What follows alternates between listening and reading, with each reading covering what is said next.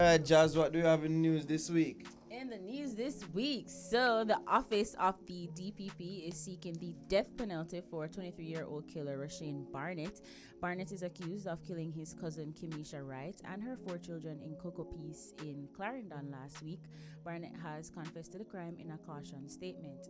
However, human rights groups in Jamaica are divided about this new development. The RJR group spoke with attorney Clyde Williams, said while he does not believe the death penalty is a deterrent, the office of the DPP's intention to seek that penalty in this instance is valid, taking into account the amount of trauma inflicted on those that were yet alive when the first death took place. JFJ Michael Jackson has argued that the death penalty won't be a deterrent for crime and that rehabilitation would be better for the 23-year-old man. She went on to say that Jamaica is already a violent nation and can't go down the road for an eye for an eye. Yeah, this would be a bit more than an eye for an eye, you know. Right? I think in a lot of people's eyes, the death penalty for this case would be more than justified. I don't know, me say I'm more for torture. Me say torture them type of people. Which is a human rights, which is an actual human rights violation. Yeah, at this point, I think we're way past that. So, I'm not for rehabilitation in this case in particular. I was asking, do you believe in the death penalty in general? For the most heinous of crimes, I could definitely see why the death penalty would be in place. Yeah, especially if they know for sure that you are the criminal. Yeah, because to be honest, like, you know how I say, I don't believe in jungle justice because like 9 times out of 10 they never get the right person. 1, 2, two is just like mob killing it's too much, you know. But with this crime and how it is, I'm just like, am I reconsidering my stance even just for one moment in time? But it is, you're faced with principles. Like, when your principles are tested, how will you stand in it? And I waver. I've been wavering from I heard it as like my initial reaction was, yeah, damn right. Yeah. Yes, he should get the death penalty. But then, you know, you think about it and you say, but Jano, like, you know, the death penalty, and them right, like, it not gonna bring back the victims. That's what everybody said, but it would show as a example to to criminals and to people out there that the government is hard on crime. And if you're gonna get caught in something like this where you're killing 5 people one time, throat slash, yeah, we have to take some drastic very ostentatious measure to show that we are really hard on crime. So I mean, I don't know, I'm not gunning for it, but if it happens, I'm like, you know what? And he did admit to the crime, so it's not like they're getting the wrong person. He admit to the crime. I'm sure there's DNA evidence because they gathered the weapon and bloody clothes near the crime scene, and I'm sure they're gonna do their DNA test, and I'm sure it's gonna link to him as well. He has confessed to the crime to police. So yeah, I mean, I'm not. It's like me, I say, I'm not happy for it, but if it actually got through, I won't be sad at it. Yeah. A little tidbit of information. Apparently, the last person executed in Jamaica was Nathan Foster, who was convicted of murder and hanged in 1988. So yeah. And the reason why Jamaica had placed a moratorium, I was reading, I actually kind of went into like a research mode. The UK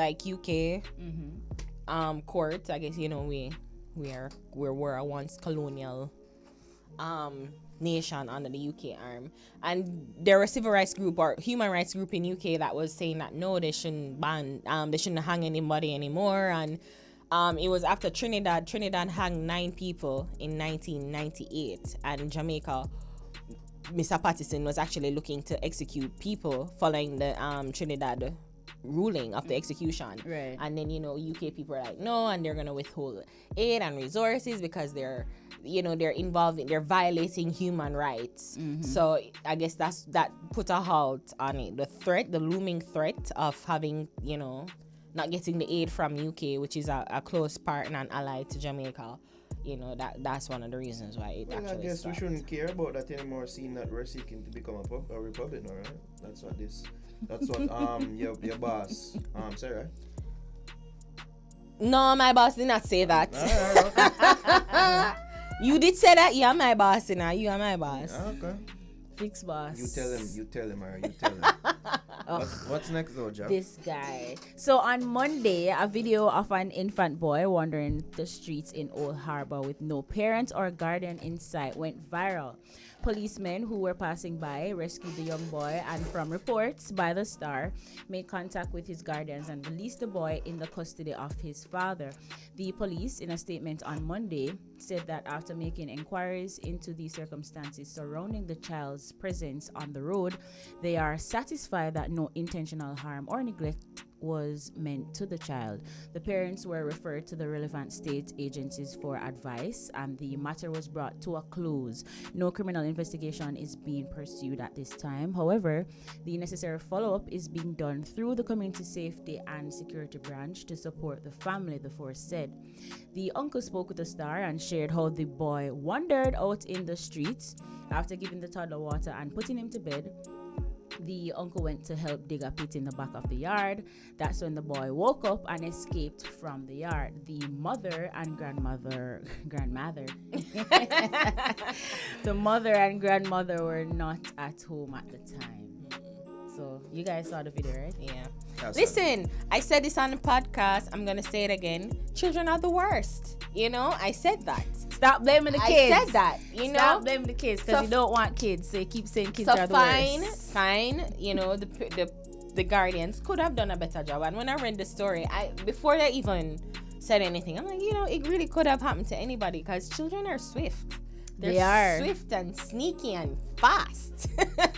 So, you know, I mean, as he rightly said, and I do agree with him, it can happen to anybody. It's just unfortunate how it happened. You know, the viral video went out. There was like the first thing the person who recorded the video say, "Yes, gal," and da da da da. You know, you automatically assume that, but you see, it was really an accident, and I believe them, and I think the police did their job to concur. So yeah, it's just an accident. Something me don't believe them. Something me feel that this was all a part of their plan. I feel like that baby is a trapper, scammer. And that baby was out there to trap people. I still feel in some way this is a trap. I'm sorry. It does look too. Oh, you would I get chopped? The baby look too calm. Oh, you would I get chopped? Because you stop your vehicle to check for this baby, come out your vehicle and then people run out and you see me do exactly. Yeah. This could easily be a trap. Setup for I'm just saying. I'm making sense. I don't sound too crazy. But the child actually looked like, you know, they were really looking for. Yeah, the kid looked so confused. Yeah, I mean, no, that's a midget. No, but you know what? I mean, I say if it was the kid is he's too young to have him to work with, because kids will break your plan. Because where's your mom? Still there? And then you're like, you know, your plan no work. And the man see him in the bushes. Who to tell this baby might be well rehearsed. So, you know. Well trained. How old you don't know. Yeah. Right? Yeah. That baby looks like about 3, 4. Yeah, big enough. But yeah, as I said too, like it really could have happened to anybody. I mean, Javi, you're the parent here. Of course, that would be the line from Ari. You're the parent, you must know. But yes, blame the kid here. That's true. That's true. You know, this can happen to anybody. But really and truly, them swift. So if you put the baby to sleep, I would assume that you would be inside supervising. I mean, you have several other things to do, but do it in and around the house, like inside, because if you go outside, anything can happen, especially if you are the only person there with the child. You're not gonna run that risk there. Which was the case with the uncle. He was the one supervising. Don't run that risk, like jump off of the bed, like set the house on fire. Like there are too many things that can happen inside the house, so just to leave him unsupervised. Yeah, okay, I get that. Thank you, responsible parent. But you concur, Javi. The kids are the worst. No, Javi would never concur. I'd not say that. Yeah. Javi, kids are the worst. Kids are the worst. They are. That's forever Ari's line. Because she don't want kids. But yeah. Yeah, you have 3. I know that, you know, at some point. They're a handful. Of course they are. It takes a lot of work. Yeah. And they're the worst for a while, like a little bit. Do like an hour for the day. They do what? Look how much problem this kid caused. Yeah. Like literally, like the man I do something for help around the house. Look how much problem this one kid cause. They're the worst. They're the worst. And you guys agree with me. You just don't want to admit it. But yeah. But no. Yeah, man. I'll work on the parents in cases. But yeah, this might just be a chopper, baby. I don't know for sure. Yeah. Oh my god. In music news, so dancehall star Skeng and his close friends and producers John Coop and Shako the Truth have recently signed with Geejam Music. Geejam has also recently signed a global deal with Downtown Music Services, which will see the New York-based company provide funded music publishing administration and label services for Skeng, Shaka, and Coop, as well as Geejam's existing catalog and its existing roster of songwriters and producers. The music company, which is headquartered in Jamaica, includes the premier Geejam Studios in Port Antonio. It is headed by hotel mogul John Baker, who first opened the recording facility in 1998. And why is Ari eating ice? Yes! Like a woman who a breed. Yo, shout out Skeng and team. Listen, big up Shaka, big up Coop. This is a very good look. Definitely. And you know, it just goes to show the work that they've been doing. You know, that it's been connecting out there. And yeah, man, upwards and onwards for them. Pick them up. Yeah. Especially when we get to talk to them and know their story and know them start. Yeah, man, this is a good look. Right. I'm unsure as what it is, because I thought Geejam was just. I just thought Geejam was just a recording studio, a famous recording studio. Because when a lot of international acts come, they're usually in Portland and they're recording at Geejam studio. So to know that they have like a whole record label where people can be signed to is news to me. I've never heard it, but it's a really good look for Skeng and John Coop and Shaka the Truth. Good for them. Yeah, definitely. So you want to hear the next one? You want to hear this one? Sure. Right now. So R&B star R. Kelly was sentenced to 30 years in prison on Wednesday, June 29th. Yo, I read that. Like, why am I so happy? Because you are, okay? I Down with so that excited pervert. about I this. can listen to his song them now freely and happily. I guess so like this, so I play the Tyrese congratulations, you know. Congratulations. No, but yeah, so he was sentenced to 30 years in prison on Wednesday, June 29th for using his superstardom to subject young fans, some just children, to systematic sexual abuse. The singer and songwriter 55 was convicted of racketeering and sex trafficking last year at a trial that gave voice to accusers who had once wondered if their stories were being ignored because they were black women. U.S. District Judge Ann Donnelly imposed the sentence after hearing from several survivors who attested to how Kelly's exploitation reverberated across their lives. Crazy indeed. Are you really gonna play Age Was Nothing But a Number? Are you really gonna do that? No, I'm just saying though, like the signs have been there for a long. Like look at this cover. That not look creepy.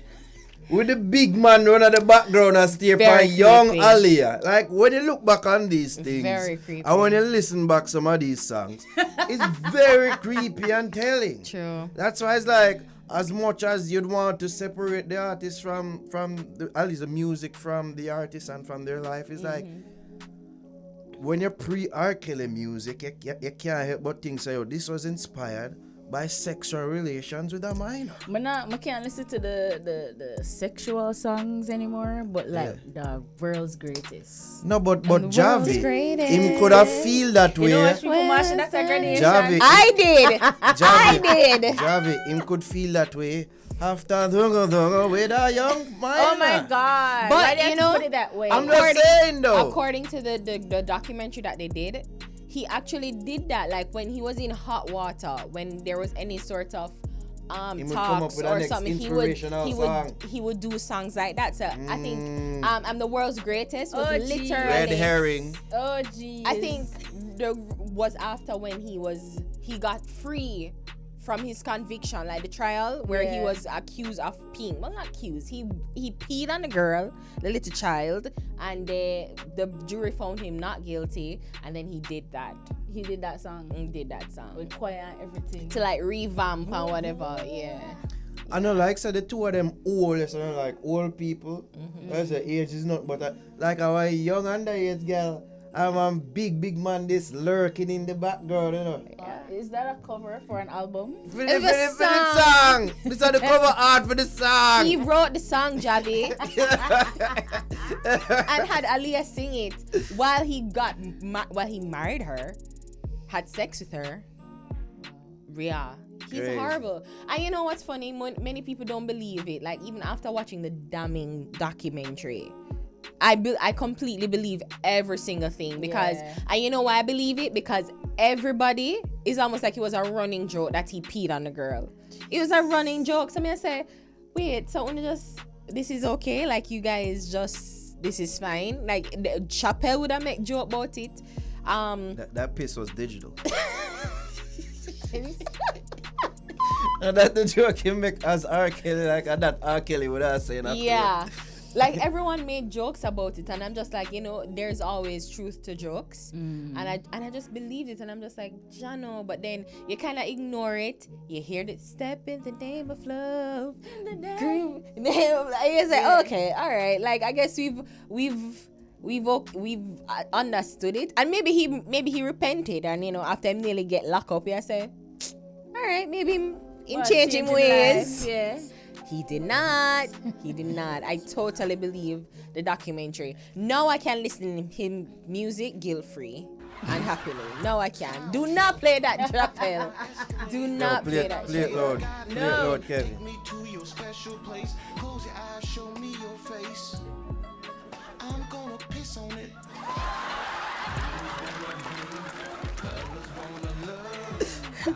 This man is going.